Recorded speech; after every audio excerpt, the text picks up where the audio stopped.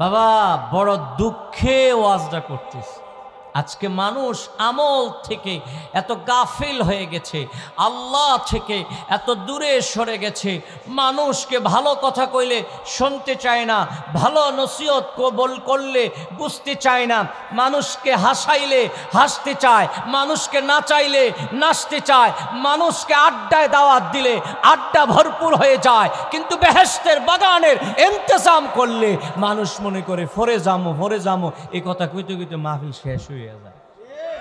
গোশ খাইয়া file ঠেললা file টাইনা হজ করে আয়ে এরপরও খায়, ঠিক কিনা? একজনে আমারে কইল, কয় একজন হাজি সাহেবের কাছে গেছিলাম। হাজি সাহেব হচ্ছে বড় অফিসার, মসজিদে একলগে নামাজ পড়ছে, হজ করে আইছে মাত্র, চুল দিয়ে হন কামাইন নই, চুল দিয়ে উঠছে না। তো কয় যখন নাকি ফাইলটা আত দিছি, কয় টেহাটা ফগড়ও দেন, আমার আত দিয়েন না।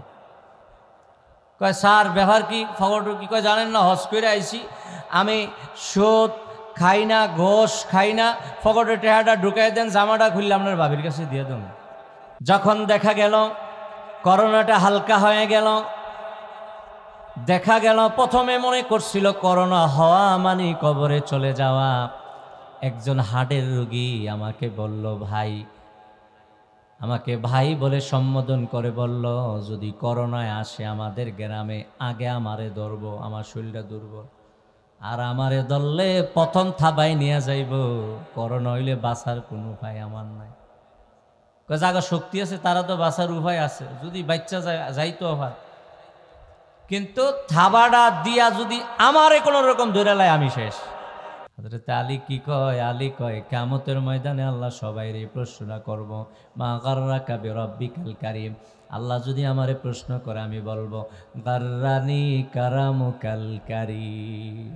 আল্লাহ তুমি যে বেশি আদর করছো এই কারণে তুমি আল্লাহ থেকে দূরে সরেছিলা, বেশি কুয়ারা কইরা।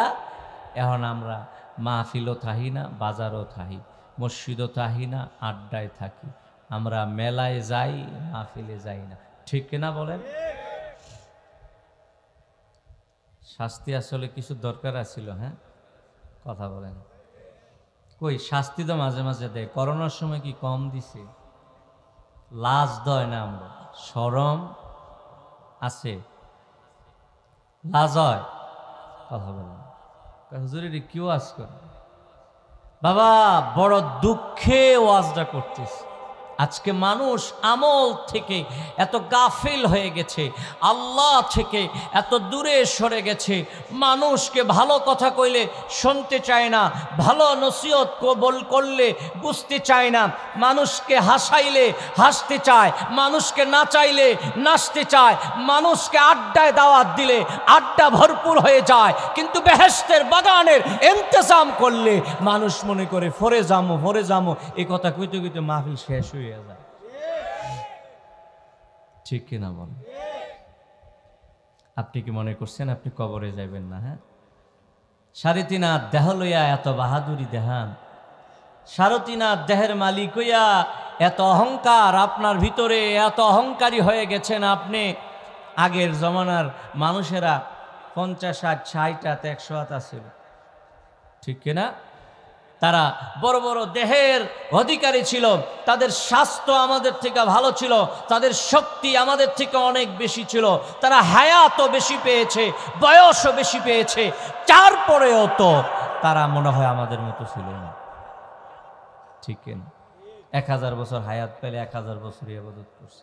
এমনও মানুষ ছিল যারা আল্লাহর জন্য 500 বছর একটানা ইবাদত করছে, জঙ্গলে যায়, ওই যায় ছেলের কোনো চিন্তা করে নাই, ফ্যামিলির কোনো চিন্তা করে নাই, সন্তানের কোনো চিন্তা করে নাই, কামাই রোজগারি ব্যবসা বাণিজ্যের কোনো চিন্তা করে নাই। আল্লাহ বলছে লা রহবানিয়াতা, আল্লাহ রসুল বলছে লা রহবানিয়াতা ফিল ইসলাম, ইসলামে বৈরাগী নাই। আল্লাহ মুহাম্মদ সাল্লাল্লাহু আলাইহি ওয়াসাল্লাম মধ্যেকে বলে নাই যে ছেলে ছাইরা মেয়ে ছাইরা ঘর সংসার ঘর দরজা ছাইরা জঙ্গলে যাই ইবাদত করো। আল্লাহ আমাদেরকে বলছে সব লইয়া করো, মাঝে মাঝে করো, পুরাটা আমি ইবাদতের খাতায় লিখে দেব।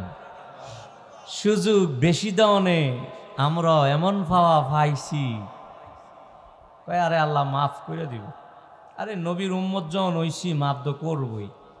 এই সুযোগ লইয়া যত সিটারি যত বাটফারি সব করে, ঠিক না বলেন? যে ব্যবসা করে, ব্যবসার মধ্যে সিটারি বাটফারি নাই? ব্যবসার মধ্যে যত সিটারি বাটফারি আছে সব করে। যে চাকরি করে, ভালা পোস্টে গেলে তো তার চাকরি ঘোষ খাইয়া, ফাইল ঠেললা, ফাইল টাইনা হজ করে আইয়ে এরপরও খায়, ঠিক কিনা? একজনে আমারে কইল, কয় একজন হাজি সাহেবের কাছে গেছিলাম। হাজি সাহেব হচ্ছে বড় অফিসার, মসজিদে একলগে নামাজ পড়ছে, হজ করে আইছে মাত্র, চুল দিয়ে হন কামাই নই, চুল দিয়ে উঠছে না। তো কয় যখন নাকি ফাইলটা আতো দিছি, কয় টেহাটা ফগড়ও দেন, আমার আতো দিয়েন না। কয় স্যার ব্যবহার কি, ফগড় কি? কয় জানেন না, হজ করে আইছি আমি, সুদ খাই না, ঘোষ খাই না, ফগড়ে টেহাটা ঢুকাই দেন, জামাটা খুললে আপনার বাবির কাছে দিয়ে দেন, খাইলে হেতিয়ে খাক, আমি খাই বলবেন না। এই হচ্ছে মুসলমানের অবস্থা। মুসলমান মুহাম্মদ সাল্লাল্লাহু আলাইহি ওয়াসাল্লামের উম্মত, আমরা যত সুযোগ সুবিধা আমরা ইজতিহাদ করি, আমরা গবেষণা করে বাইর করি। গবেষণা করে ভালো কাজ করা যায় না? যত খারাপ কাজ আমরা গবেষণা করি, যত ফাঁক ফোকর আমরা বিশ্রাই, ঠিক কিনা বলেন? বেশি সুযোগ আল্লাহ করে দিছে। আল্লাহ যেন আযাব গজব থেকে হেফাজত করে কোন আমি। আল্লাহ যদি রাগ হইয়া যায়, উপায় আছে?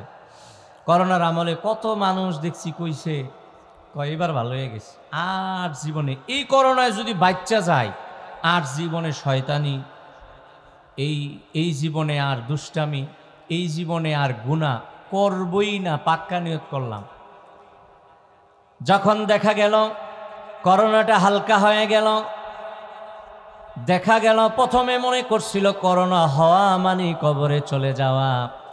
একজন হার্টের রোগী আমাকে বলল, ভাই, আমাকে ভাই বলে সম্বোধন করে বলল, যদি করোনায় আসে আমাদের গ্রামে, আগে আমারে ধরবো, আমার শরীরটা দুর্বল, আর আমারে ধরলে প্রথম থাবাই নিয়ে যাইব, করোনা হইলে বাঁচার কোনো উপায় আমার নাই।